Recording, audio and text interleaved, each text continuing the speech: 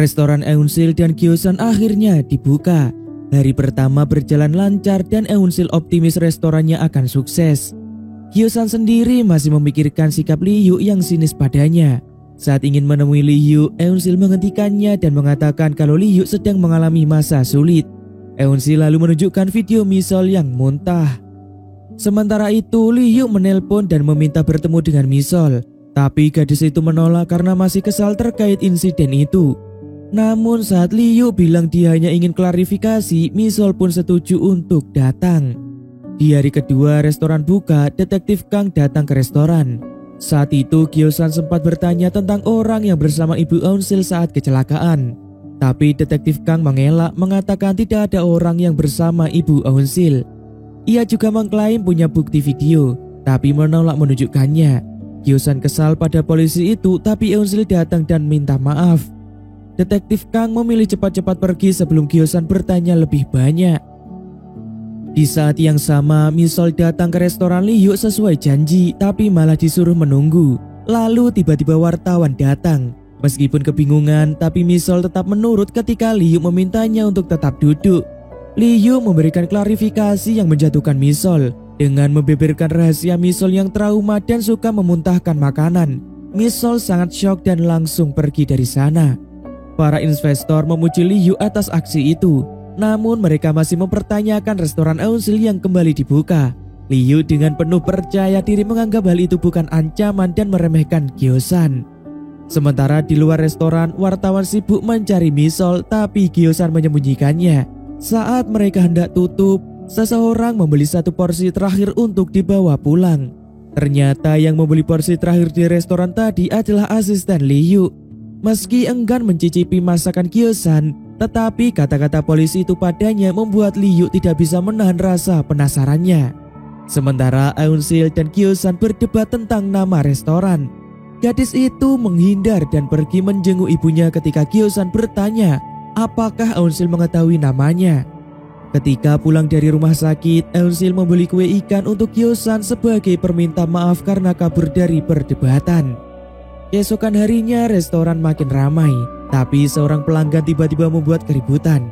Dia mengatakan ada kecoa di makanannya. Gyosan membantah, tapi pria itu terus memaksa. Eunsil yang mencoba melerai malah didorong. Gyosan tidak dapat menahan emosi dan terjadi perkelahian di antara mereka. Ternyata ini semua rekayasa Liu dan polisi itu. Restoran pun jadi sepi. Gyosan menyarankan untuk istirahat, tapi Eunsil tetap ingin berjualan. Mereka bertengkar. Gyosan merasa hanya dimanfaatkan. Ia pun pergi dan merenung. Tapi setelah melihat kehidupan orang lain, ia sadar dan membeli kue ikan untuk Eunsil sebagai perminta maaf dan bertemu kakek misterius itu lagi. Di restoran, kurir datang membawa papan nama pesanan Eunsil. Tapi Eunsil sudah tidak bersemangat. Saat itulah Liu keluar dari restoran. Eunsil menghampirinya ingin bicara. Misol yang ingin balas dendam tiba-tiba mencoba menabrak Liu. Gyosan yang melihat Eunsil dalam bahaya langsung berlari menyelamatkannya. Mobil berhenti mendadak dan kecelakaan pun berhasil dihindari. Liu marah dan memaksa Misol keluar, tapi terkejut saat melihat siapa yang ada di dalam mobil itu. Gyosan buru-buru membantu Misol yang terlihat syok dan hampir pingsan. Mereka lalu membawanya ke kamar Eunsil dan menunggu sampai Misol sadar. Setelah tersadar, Eunsil langsung memarahinya karena hampir mencelakai mereka. Misol membela diri dan bilang kalau targetnya adalah Liu. Namun rencananya gagal karena tiba-tiba Eunsil dan Gyosan muncul. Eunsil menyuruh Misol pulang, tapi Misol mengaku belum kuat menyetir. Akhirnya Misol pun menginap karena tubuhnya masih lemah. Di tengah malam, Eunsil tidak bisa tidur dan turun untuk mengambil air. Dia melihat Gyosan kedinginan. Karena kasihan, dia mengajak Gyosan tidur di atas. Di sana, Gyosan melihat pakaiannya sudah dicuci dan digantung rapi. Bahkan bagian yang rusak sudah dijahit oleh Eunsil. Gyosan yang sangat tersentuh dan berterima kasih. Dia juga mengaku bersalah dan akan membantu Eunsil mencari uang. Kyosan berjanji tidak akan membiarkan Eunsil menangis lagi karena uang. Perkataan itu membuat Eunsil penasaran dan bertanya kenapa Kyosan berkata begitu. Namun sebelum Eunsil mendapat jawaban, seseorang tiba-tiba menggedor pintu.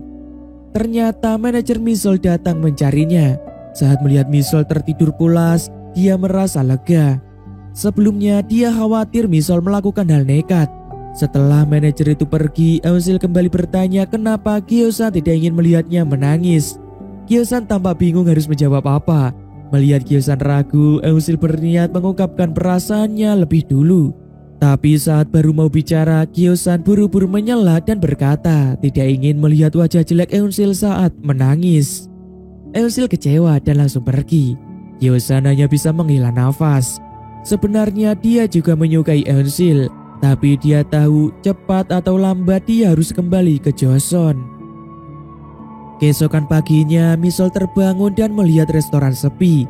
Dia mengira tempat itu tutup dan bahkan menolak saat ditawari makan. Tapi begitu mencicipi bubur buatan Kyosan, tanpa sadar dia menghabiskannya. Saat itu mereka sempat membahas soal insiden kecoa di restoran. Katanya bisa jadi itu hanya rekayasa untuk memeras uang. Manajer Misol datang memeriksa keadaannya dan terkejut melihat Misol bisa makan dengan lahap. Hal itu membuat Eunsil penasaran. Misol lalu menceritakan soal traumanya di masa lalu yang membuat tubuhnya menolak makanan. Saat akan pulang, Misol dan Kyosan tampak akrab mengobrol, membuat Eunsil cemburu dan mulai ngomel-ngomel pada Kyosan. Eunsil kembali teringat ucapan Misol tentang insiden kecoa dan mencoba mencari tahu lewat internet.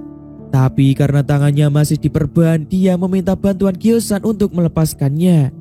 Saat Kyosan sibuk membuka perban, Eunsil malah asyik menatap wajahnya. Tatapan mereka pun bertemu dan suasana jadi canggung.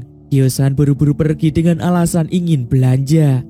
Sementara itu di restoran Liu, asistennya memberitahu ada telepon dari seseorang yang mengaku bekerja dengan detektif Kang. Tapi Liu menolak untuk berbicara. Setelah itu Liu mampir ke restoran Eunsil dan kembali membujuknya agar menjual restoran. Tapi Eunsil bersikukuh ingin membela nama baik restoran ibunya. Liu pergi dan bertemu Kyosan di depan restoran. Tapi seperti biasa sikapnya dingin. Bahkan saat Kyosan menawarkan kue ikan, dia menolak dengan alasan sakit perut. Sesampainya di restoran, Liu kedatangan tamu, yaitu orang yang mengaku menemukan kecoa di restoran Eunsil. Orang itu marah karena belum dibayar oleh detektif Kang.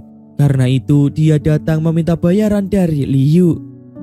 Tapi atas perintah Liu dia malah diusir. Saat di luar, dia bertemu Kyosan yang hendak mengantar bubur untuk Liu. Kyosan yang masih kesal menahan orang itu dan mereka berdebat.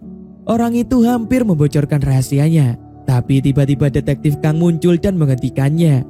Eunsil heran melihat detektif ada di sana. Liu berdalih orang itu juga mencoba melakukan hal yang sama di restorannya. Kini setelah pelakunya tertangkap, semangat Eunsil kembali menyala. Dia memutuskan merenovasi restoran agar terlihat lebih bersih dan menarik. Dia juga mengajak Kyosan mengecat ulang restoran. Setelah mengajari Kyosan, Eunsil pergi sebentar menjenguk ibunya di rumah sakit. Saat itu Liu datang dan mengajak Kyosan berbicara. Dia juga memberikan alkohol dan membujuk Kyosan untuk berhenti dari restoran Eunsil dan bekerja di restorannya. Saat Eunsil kembali ke restoran, Kyosan tidak ada. Dia menunggu sambil mengecat dan menggantung papan nama baru restoran. Namun berjam-jam berlalu, Kyosan tak kunjung kembali. Di restoran Liu, Kyosan yang sudah mabuk mulai menyadari sesuatu. Kata-kata Liu terdengar sangat mirip dengan ucapan Gwansong di masa lalu. Perlahan Kyosan sadar, sifat Liu tak jauh beda dari Gwansong. Saat dia hendak pergi, Liu kembali mengucapkan kalimat yang persis sama lalu mengulurkan tangan mengajaknya bergabung.